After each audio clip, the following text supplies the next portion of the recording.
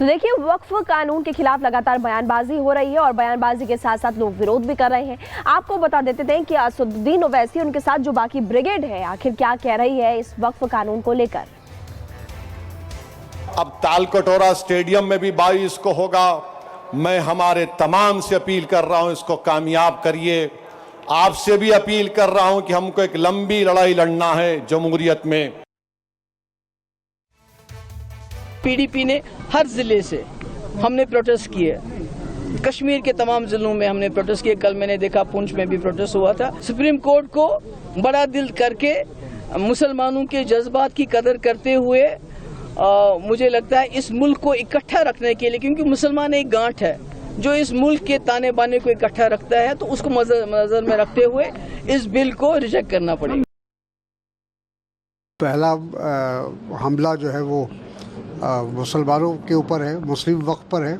इसके बाद क्रिश्चियन का नंबर आएगा, फिर गुरुद्वारे का नंबर आएगा। ऐसे करके हर धर्म को ये चाहते हैं कि उस पर अपना अंकुश लगाए। सरकार पर किसी को विश्वास नहीं है। तो देखिए, वक्फ कानून के खिलाफ लगातार बयानबाजी हो रही है और बयानबाजी के साथ साथ लोग विरोध भी कर रहे हैं। आपको बता देते थे कि असदुद्दीन ओवैसी उनके साथ जो बाकी ब्रिगेड है आखिर क्या कह रही है इस वक्फ कानून को लेकर।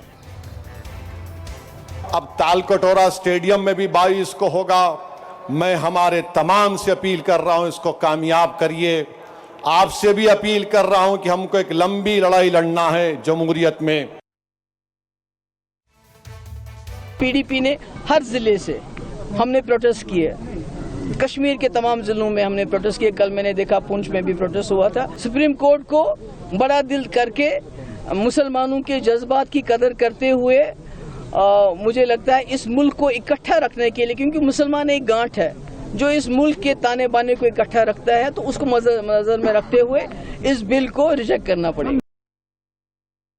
पहला हमला जो है वो मुसलमानों के ऊपर है, मुस्लिम वक्फ पर है। इसके बाद क्रिश्चियन का नंबर आएगा, फिर गुरुद्वारे का नंबर आएगा। ऐसे करके हर धर्म को ये चाहते हैं कि उस पर अपना अंकुश लगाए। सरकार पर किसी को विश्वास नहीं है। तो देखिए, वक्फ कानून के खिलाफ लगातार बयानबाजी हो रही है और बयानबाजी के साथ साथ लोग विरोध भी कर रहे हैं। आपको बता देते थे कि असदुद्दीन ओवैसी उनके साथ जो बाकी ब्रिगेड है आखिर क्या कह रही है इस वक्फ कानून को लेकर। अब तालकटोरा स्टेडियम में भी 22 को होगा। मैं हमारे तमाम से अपील कर रहा हूं, इसको कामयाब करिए। आपसे भी अपील कर रहा हूं कि हमको एक लंबी लड़ाई लड़ना है जमहूरियत में। पीडीपी ने हर जिले से हमने प्रोटेस्ट किए, कश्मीर के तमाम जिलों में हमने प्रोटेस्ट किए। कल मैंने देखा पुंछ में भी प्रोटेस्ट हुआ था। सुप्रीम कोर्ट को बड़ा दिल करके मुसलमानों के जज्बात की कदर करते हुए मुझे लगता है इस मुल्क को इकट्ठा रखने के लिए, क्योंकि मुसलमान एक गांठ है जो इस मुल्क के ताने बाने को इकट्ठा रखता है, तो उसको नजर में रखते हुए इस बिल को रिजेक्ट करना पड़ेगा। पहला हमला जो है वो मुसलमानों के ऊपर है, मुस्लिम वक्फ पर है।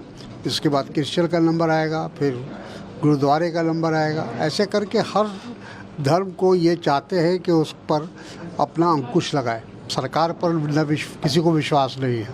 तो देखिए, वक्फ कानून के खिलाफ लगातार बयानबाजी हो रही है और बयानबाजी के साथ साथ लोग विरोध भी कर रहे हैं। आपको बता देते थे कि असदुद्दीन ओवैसी उनके साथ जो बाकी ब्रिगेड है आखिर क्या कह रही है इस वक्फ कानून को लेकर।